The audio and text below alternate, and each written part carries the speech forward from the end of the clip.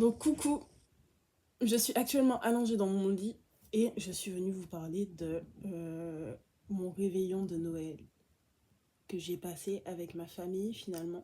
Parce que de base, j'étais censée le faire seule, mais le Père Noël en a décidé autrement. Donc je suis partie à Paris et j'ai vu ma famille et j'ai vu des amis aussi. Et c'était un réveillon, comment dire, assez, assez atypique pour moi, dans le sens où moi j'avais l'habitude de le fêter avec ma famille proche, quoi. Donc avec mon frère, avec ma mère, mon père, enfin avec ma famille proche, quoi. Et cette année ça a été autrement. Bon, je m'y attendais parce que je suis partie en France et, et que tous ces gens-là sont en Martinique.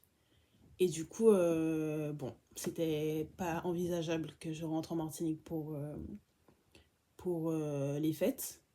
Mais j'ai quand même passé de bonnes fêtes. Quand même. Enfin, en tout cas, pour la l'OL. Le nouvel an n'est pas encore arrivé. Donc, on verra comment ça va se passer. Mais oui. Et du coup, je voulais parler de la pression qu'il y a autour de cette fête. Vraiment. Donc, en fait, c'est un moment où tout le monde se réunit, mais les choses doivent être bien. Et comme les choses doivent être bien, les personnes qui accueillent, ben oui, les personnes qui reçoivent justement, se mettent une pression monstre pour que tout se passe bien, en fait. Et souvent, ça, c'est dans les familles, les grandes familles, où on réunit tout le monde, qui n'ont pas le même caractère, qui ont des antécédents les uns envers les autres. En fait, je sais pas comment expliquer, mais genre qui s'entendent pas forcément bien, tu vois. Et ça peut être assez anxiogène. Et aussi faire perdurer ce mythe de la magie de Noël. J'ai vu récemment que la magie de Noël, c'était les mamans. Les mamans qui se plient en quatre pour que tout le monde passe un joyeux Noël, c'est-à-dire faire le repas, acheter les cadeaux, euh, recevoir, etc. Franchement, ça, les mères de famille, c'est elles, en fait, la magie de Noël. C'est elles. C'est elles la pression surtout de Noël. C'est elles l'anxiété que ça génère, en fait. Et on ne les remercie pas assez pour ça.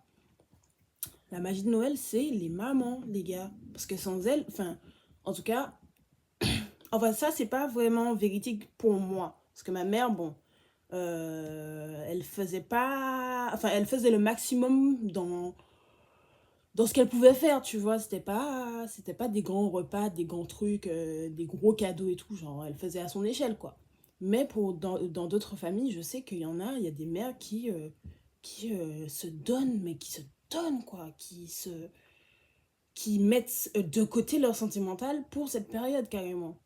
Donc, chaque jour, c'est des achats, chaque jour, c'est préparatif, c'est. Franchement, ça c'est grave euh, démoralisant.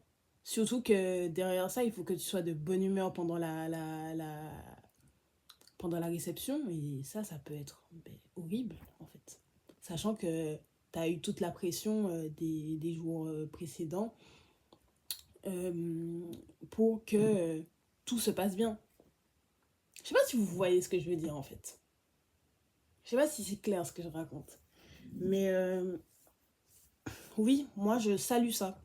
Je salue le courage et la force et ouais, le courage et la force de ces femmes qui font tout pour que leurs enfants ou leurs familles passent un joyeux Noël et que la magie de Noël perdure.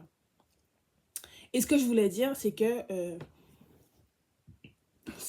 surtout les, les personnes qui sont étudiantes ou qui ont quitté leur famille, qui sont parties de leur foyer finalement, se rendent compte que la magie de Noël, c'est les darons, en fait. C'est la mère, surtout.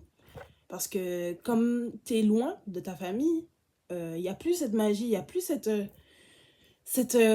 atmosphère de fête et tout, de joie, etc. Il n'y a plus ça. Et c'est à ce moment-là que tu t'en rends compte que c'est la famille, la magie de Noël. Et surtout la maman. Et ça, c'est quelque chose il faut en prendre compte. Et il faut remercier les mamans.